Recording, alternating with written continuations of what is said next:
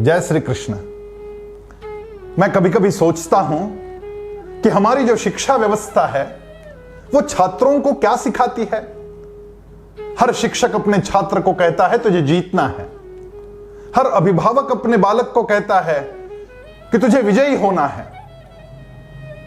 हम कभी अपने बच्चों से यह बात नहीं कहते कि तू हारेगा तो कुछ नहीं बिगड़ेगा, लेकिन प्रयास कर। भगवान कृष्ण अर्जुन को युद्ध करने के लिए कहते हैं, हार और जीत समान मानने को कहते हैं। भगवान कह रहे हतो वा प्राप्स्यसि स्वर्गम जित्वा वा भोक्ष्यसे महिम तस्माद् उत्तिष्ठ कौन्तेय युद्धाय कृत निश्चयः।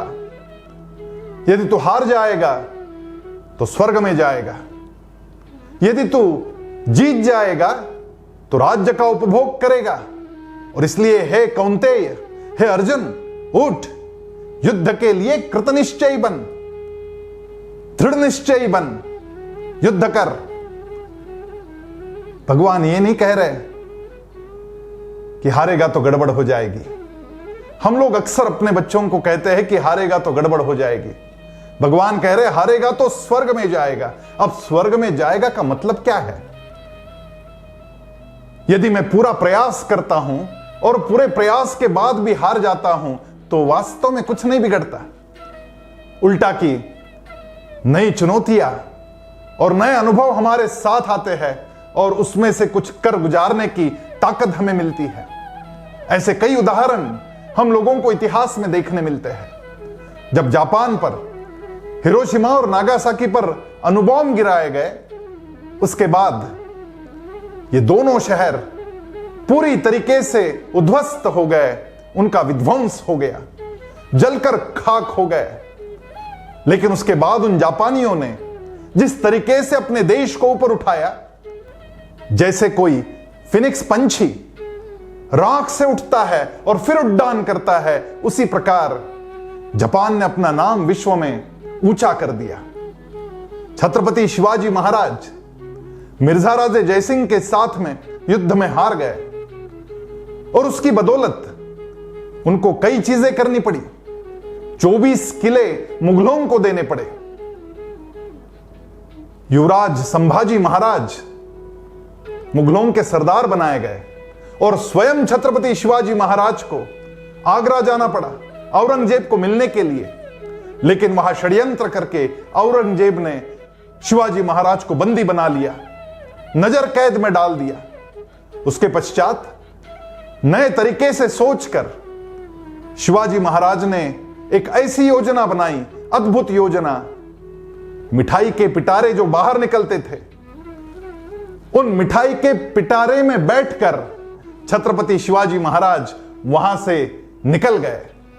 और जब यह घटना घटी तब पूरे भारतवर्ष में हाहाकार मच गया और शिवाजी महाराज का नाम और ऊंचा हो गया, इतिहास में अजरामर हो गया। हम लोग छोटी छोटी हार पर हतप्रद हो जाते हैं, निराश हो जाते हैं। यदि किसी छात्र को उसके अपेक्षा अनुसार परिणाम नहीं मिलते हैं, यदि उसका रिजल्ट गंदा आता है तो वह आत्महत्या कर लेता है। यदि कोई युवा को नौकरी नहीं मिलती या नौकरी से निकाल दिया जाता है तो वो नकारात्मकता के विचारों से भर जाता है। यदि कोई व्यापारी को नुकसान आ जाता है तो वो आत्महत्या कर लेता है। इस प्रकार के अनेक अनुभव हम लोग हमारे इर्द गिर्द देखते हैं। आप अब्राहम लिंकन का इतिहास जानते हैं। मात्र 7 साल की उम्र में इस बच्चे की मां चल बसी। स्वयं को जिंदा रखने के लिए इस छोटे बालक को 9 साल की उम्र में खेत जोने पड़े, बैल की जगह स्वयं काम करना पड़ा। कई बार अपयश आया। उन्होंने अपना व्यवसाय आरंभ किया, उसमें नुकसान आया। जिससे उन्हें प्रेम था वो लड़की, उसका देहांत हो गया। फिर कहीं नौकरी पकड़ी तो नौकरी से निकाल दिया गया। फिर एक बार व्यापार करने की कोशिश की, जिसके लिए बड़ी मात्रा में लोन लेना पड़ा, लेकिन वहां पर भी नुकसान आया और अगले कई वर्ष उस लोन को चुकाने में चले गए। एक बार नहीं, 2 बार नहीं, 8 बार हर इलेक्शन में पराभूत होना पड़ा और अंततोगत्वा अब्राहम लिंकन अमेरिका के राष्ट्राध्यक्ष बने। और उनकी जो राष्ट्राध्यक्ष की कारकिर्द है वो कमाल की है। दास्य प्रथा को अमेरिका से हटाने के लिए अब्राहम लिंकन ने जो काम किया है वो विश्व में एक चमत्कार माना जाता है।